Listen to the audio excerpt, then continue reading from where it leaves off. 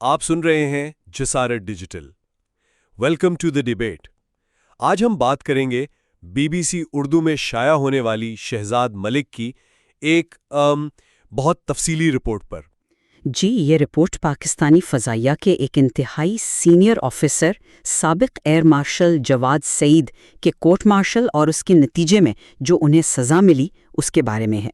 اور اس ایک واقعے نے آپ کہہ سکتی ہیں کہ دو بالکل مختلف بلکہ متضاد کہانیاں جنم دی ہیں۔ بالکل، اور آج کی ہماری گفتگو کا مرکزی سوال بھی یہی ہے کہ ان دو کہانیوں میں سے حقیقت کے زیادہ قریب کون سی ہے؟ کیا ایئر مارشل جواد سعید کا کورٹ مارشل واقعی قومی سلامتی کو خطرے میں ڈالنے یعنی حساس معلومات امریکہ میں اپنے بھائی کو دینے کی وجہ سے ہوا؟ یا پھر اس کارروائی کے پیچھے اصل کہانی کچھ اور ہے؟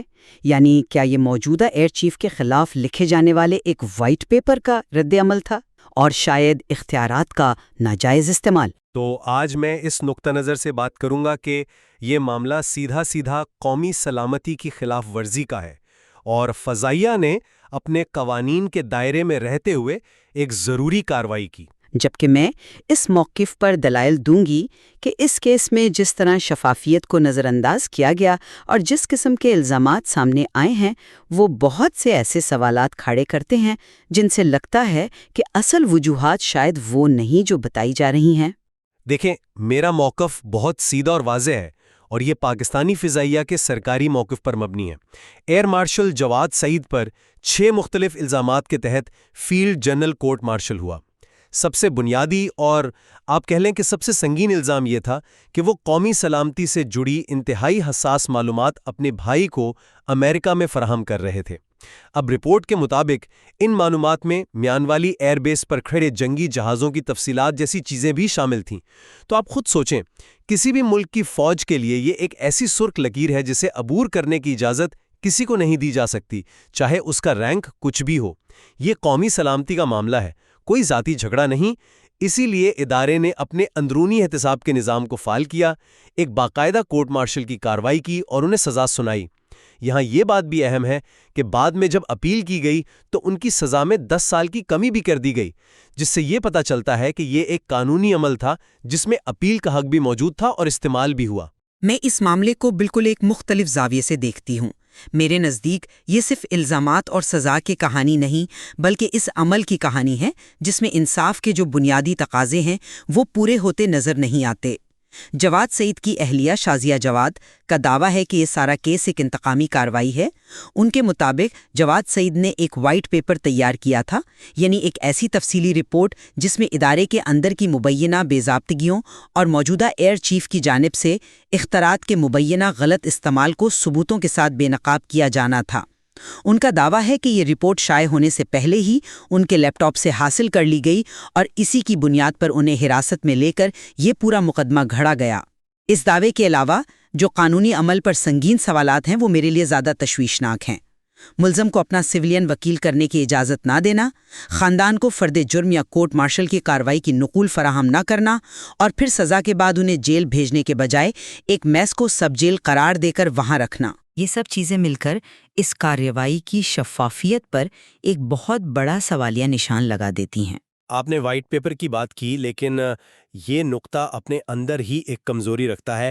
اگر یہ وائٹ پیپر ہی اس ساری کارروائی کی بنیاد تھا، اگر یہ اتنا ہی بڑا ثبوت تھا کہ کارروائی انتقامی ہے، تو خاندان نے اسے اپنی قانونی جنگ کا مرکزی ہتھیار کیوں نہیں بنایا؟ جواد سعید کی اہلیہ نے اسلام آباد ہائی کورٹ میں درخواست دائر کی، وزارت دفاع کو خطوط لکھے، لیکن کسی بھی قانونی دستاویز میں اس مبینہ وائٹ پیپر کا ذکر تک نہیں کیا۔ تو اس کی عدم موجودگی سے اس دعوے کا وزن بہت کم ہو جاتا ہے۔ اس کے مقابلے میں فوزیہ کا الزام بہت ٹھوس اور مخصوص ہے، حساس معلومات کا تبادلہ۔ یہ کوئی مبہم الزام نہیں بلکہ ایک قابل کارروائی جرم ہے۔ یہ ایک اہم نقطہ ہے، مگر اس کا دوسرا پہلو بھی ہے۔ خاندان کا موقف یہ ہے کہ ان کے قانونی مشیروں نے ہی انہیں مشورہ دیا کہ وہ عدالتی درخواستوں میں اس وائٹ پیپر کا ذکر نہ کریں۔ اب آپ سوچیں کہ ایسا مشورہ کیوں دیا جائے گا؟ کیا یہ اس بات کی طرف اشارہ نہیں کرتا کہ وہ ایک ایسے طاقتور ادارے کے خلاف لڑ رہے ہیں جہاں اپنا سب سے متنازع اور دھماکہ خیز دعویٰ سامنے لانے سے انہیں مزید مشکلات کا خوف تھا؟ اور اگر ایک لمحے کے لیے ہم فضائیہ کے الزام کو ہی دیکھیں تو اس کی اپنی پلازیبلٹی پر بھی سوال اٹھتے ہیں۔ کیا ایک ایئر مارشل، فضائیہ کے سب سے سینئر افسرانوں میں سے ایک، اتنا نادان ہو سکتا ہے کہ وہ ایسی معلومات اپنے بھائی کو دیں جن کی حساسیت کو وہ دنیا میں کسی بھی شخص سے بہتر سمجھتا ہے؟ اور وہ معلومات تھیں کیا؟ ان کی نوعیت کیا تھی؟ جب تک شفافیت نہیں ہوگی یہ شبہ تو رہے گا کہ کہیں اصل کہانی کچھ اور تو نہیں۔ میں سمجھتا ہوں کہ آپ شفافیت پر زور دے رہی ہیں، لیکن ہمیں یہ بھی ماننا پڑے گا کہ قومی سلامتی کے معاملات میں ہر چیز عوام کے سامنے نہیں رکھی جا سکتی۔ یہ صرف پاکستان کا معاملہ نہیں، دنیا بھر کی افواج میں ایسا ہی ہوتا ہے۔ جج ایڈوکیٹ جنرل نے خود اسلام آباد ہائی کورٹ کو بتایا کہ یہ معاملہ حساس نوعیت کا تھا اور اسی وجہ سے سویلین وکیل کی اجازت نہیں دی گئی۔ یہ کوئی انوکھی بات نہیں۔ جہاں تک ان کے ساتھ سلوک کا تعلق ہے تو فضائیہ کا کہنا ہے کہ انہیں حبس بیجا میں نہیں رکھا گیا بلکہ ایک میس میں VIP سہولیات کے ساتھ رکھا گیا ہے۔ یہ تو ایک طرح سے ان کے رینک کا لحاظ رکھنے والی بات ہے، نہ کہ کوئی انتقامی کارروائی۔ میں معذرت کے ساتھ اس دلیل سے بالکل اتفاق نہیں کرتی۔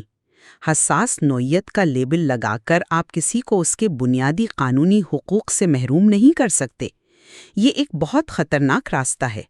اپنا وکیل کرنے کا حق، اپنے اوپر لگائے گئے الزامات کی تفصیل جاننے کا حق، یہ وہ بنیادی ستون ہیں جن پر انصاف کی عمارت کھڑی ہوتی ہے۔ اگر کارروائی اتنی ہی شفاف اور قانون کے مطابق تھی تو فرد جرم کی کاپی خاندان کو دینے میں کیا چیز مانے تھی؟ اور جہاں تک VIP سہولیات کی بات ہے، ایک میس کو سب جیل قرار دے دینا بذات خود ایک قانونی بے ضابطگی ہے۔ پھر عدالت میں یہ کہنا کہ سب جیل پر روزانہ 2 سے 3 لاکھ روپے خرچ ہو رہے ہیں، یہ تو معاملے کو مزید مشکوک بنا دیتا ہے۔ یہ کس قانون کے تحت ہو رہا ہے؟ یہ رعایت نہیں، یہ قانون سے بالاتر ایک ایسا نظام بنانے کے مترادف ہے جہاں ایک شخص مکمل طور پر ادارے کے رحم و کرم پر ہوتا ہے۔ آپ قانونی عمل پر سوال اٹھا رہی ہیں، لیکن دوسری طرف خاندان کے بیانیے میں بھی تضادات ہیں۔ مثال کے طور پر ان کا ایک بڑا دعویٰ یہ تھا کہ ایئر مارشل جواد سعید نے 2019 میں بھارت کے خلاف آپریشن سوئفٹ ریٹارڈ کی قیادت کی تھی، جس میں بھارتی پائلٹ ابھینندن کو پکڑا گیا۔ یہ دعویٰ ان کی حب الوطنی اور قابلیت کو اجاگر کرنے کے لیے استعمال کیا گیا، لیکن پاکستانی فضائیہ کے ترجمان نے اس دعوے کی واضح اور دو ٹوک تردید کی ہے۔ ان کے مطابق آپریشن کے وقت جواد سعید ایڈمنسٹریشن کے انچارج تھے، آپریشنز کے نہیں۔ اس سے کیا ظاہر ہوتا ہے؟ یہی کہ خاندان کی طرف سے عوامی ہمدردی حاصل کرنے کے لیے ایک ایسا بیانیہ بنانے کی کوشش کی جا رہی ہے جو شاید مکمل طور پر حقائق پر مبنی نہ ہو۔ جب ایک فریق کے دعوے ایسے ہوں تو ان کی باقی باتوں پر بھی شک پیدا ہوتا ہے۔ صحیح، یہ درست ہے کہ فضائیہ نے اس دعوے کی تردید کی، لیکن اس کے ساتھ جڑی ایک اور حقیقت کو بھی تو نظر انداز نہیں کیا جا سکتا جس کی تردید نہیں کی گئی۔ یہ ایک مصدقہ حقیقت ہے کہ ایئر مارشل جواد سعید کا نام ایئر چیف کے عہدے کے لیے زیر غور تھا۔ وہ نہ صرف ایک انتہائی قابل اور اعلیٰ اعزازات یافتہ آفیسر تھے، بلکہ ان کا نام موجودہ ایئر چیف کے ساتھ اس عہدے کے لیے بھیجی گئی سمری میں بھی شامل تھا۔ ادارے کے اندر اعلیٰ ترین عہدے کی دوڑ اکثر بہت شدید ہوتی ہے۔ یہ بھی تو ایک مضبوط امکان ہے کہ اس دوڑ نے انہیں ایک طاقتور حریف بنا دیا ہو اور یہ تمام کارروائی اسی مقابلے کا نتیجہ ہو۔ سوئفٹ ریٹارڈ والا دعویٰ شاید ایک جذباتی رد عمل ہو، لیکن ایئر چیف کی دوڑ میں شامل ہونا ایک ٹھوس حقیقت ہے جو ایک بہت مضبوط موٹیو فراہم کرتی ہے۔ اس امکان کو ہم کیسے نظر انداز کر دیں؟ آپ ہر چیز کے پیچھے ایک ممکنہ سازش دیکھ رہے ہیں، لیکن اگر ہم صرف حقائق پر رہیں تو خاندان کے تقریباً ہر بڑے دعوے کی فضائیہ نے تردید کی ہے، چاہے وہ ایئر چیف سے ملاقات کا دعویٰ ہو، 30 نومبر تک رہائی کی مبینہ یقین دہانی ہو، یا پھر درخواستیں واپس لینے کے لیے دباؤ ڈالنے کا الزام۔ فضائیہ کا واضح موقف ہے کہ شازیہ جواد کی ملاقات ایئر چیف سے نہیں بلکہ ان کے ایک مشیر سے ہوئی تھی اور رہائی کی کوئی یقین دہانی نہیں کروائی گئی۔ اب ہمارے پاس دو چیزیں ہیں، ایک طرف ایک ادارے کی طرف سے کی گئی مکمل عدالتی کارروائی ہے اور دوسری طرف ایک خاندان کے دعوے ہیں جن کی ادارہ مسلسل تردید کر رہا ہے۔ ایسے میں وزن تو ادارے کے موقف کو ہی دینا پڑے گا۔ لیکن مسئلہ یہی ہے کہ ادارے کا موقف صرف زبانی ہے، وہ تحریری ثبوت دینے سے انکاری ہیں۔ خاندان بار بار عدالت جا رہا ہے، وہ کیا مانگ رہا ہے؟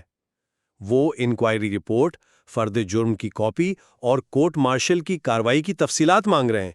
یہ کوئی غیر معمولی چیز نہیں، یہ ان کا قانونی حق ہے۔ اگر سب کچھ قانون اور ضابطے کے مطابق ہوا ہے تو یہ دستاویزات دینے میں کیا ڈر ہے؟ معلومات کی یہی بندش تو ہے جو سارے شکوک و شبہات کو جنم دے رہی ہے۔ اگر آپ کچھ چھپا رہے ہیں تو لوگ یہی سمجھیں گے کہ کچھ گڑبڑ ہے، اور ادارے کے اپنے اقدامات میں بھی تضاد ہے۔ ایک طرف آپ ان کی پینشن بند کر دیتے ہیں جو ایک سزا یافتہ افسر کے ساتھ ہوتا ہے، لیکن دوسری طرف آپ ان کی بیٹی کے بیرون ملک علاج کے اخراجات سرکاری طور پر ادا کر رہے ہیں۔ یہ کیا ظاہر کرتا ہے؟ یہ ایک ملی جلی تصویر ہے جو نہ تو مکمل طور پر انتقامی کارروائی لگتی ہے اور نہ ہی مکمل طور پر شفاف قانونی عمل۔ یہ کنٹرولڈ صورتحال لگتی ہے جس میں ادارہ اپنی مرضی سے سزائیں اور رعایتیں دے رہا ہے۔ اس تمام بحث کے بعد میں اپنے موقف پر قائم ہوں کہ دستیاب شواہد کی بنیاد پر پاکستانی فضائیہ نے قومی سلامتی پر کوئی سمجھوتہ نہیں کیا اور اپنے ایک اعلیٰ افسر کا احتساب کیا۔ حساس معلومات کا تحفظ کسی بھی فوج کی اولین ترجیح ہے۔ اس معاملے کی حساسیت کو دیکھتے ہوئے جو بھی اقدامات کیے گئے وہ ادارے کے قانونوں اور قومی سلامتی کے تقاضوں کے عین مطابق تھے۔ خاندان کے دعوے اپنی جگہ، لیکن وہ ایک باقاعدہ قانونی کارروائی اور اس کے نتیجے میں سنائی گئی سزا کا متبادل نہیں ہو سکتے۔ اپیل میں سزا کی کمی اس بات کا ثبوت ہے کہ نظام کے اندر انصاف کے مواقع موجود ہیں۔ جبکہ میں اب بھی یہی سمجھتی ہوں کہ اس کیس پر شفافیت کی عدم موجودگی کا سایہ بہت گہرا ہے۔ جب تک کورٹ مارشل کی مکمل کارروائی، فرد جرم اور وہ شواہد جن کی بنیاد پر سزا سنائی گئی سامنے نہیں لائے جاتے، یہ شبہات ختم نہیں ہوں گے کہ کہیں ایک ممتاز اور قابل افسر کو ادارے کی داخلی سیاست یا کسی ذاتی رنجش کی بھینٹ تو نہیں چڑھا دیا گیا۔ قانون کی حکمرانی کا سب سے بڑا اصول یہی ہے کہ انصاف نہ صرف کیا جائے بلکہ ہوتا ہوا بھی نظر آئے۔ اس کیس میں کم از کم باہر سے انصاف ہوتا ہوا نظر نہیں آ رہا۔ یہ بالکل واضح ہے کہ اس معاملے میں دو بیانیے ایک دوسرے کے متوازی چل رہے ہیں۔ ایک ادارے کا بیانیہ ہے جو قومی سلامتی، قوانین اور اندرونی احتساب پر مبنی ہے، اور دوسرا بیانیہ خاندان کا ہے جو اختیارات کے ناجائز استعمال، انتقامی کارروائی اور ناانصافی کے الزامات پر مبنی ہے۔ حتمی سچائی ان دونوں بیانیوں کے درمیان کہیں موجود ہے جو شاید اس وقت تک سامنے نہیں آ سکتی جب تک اس کیس سے جڑی تمام دستاویزات اور کارروائی کی تفصیلات منظر عام پر نہیں آ جاتی۔ اس رپورٹ میں پیش کیے گئے مختلف نقطۂ نظر کو سمجھنا اس پیچیدہ معاملے کی گہرائی کو جاننے کے لیے بہت ضروری ہے، کیونکہ یہ صرف ایک فرد کا نہیں بلکہ ادارے اور فرد کے درمیان اعتماد کے رشتے کا بھی سوال ہے۔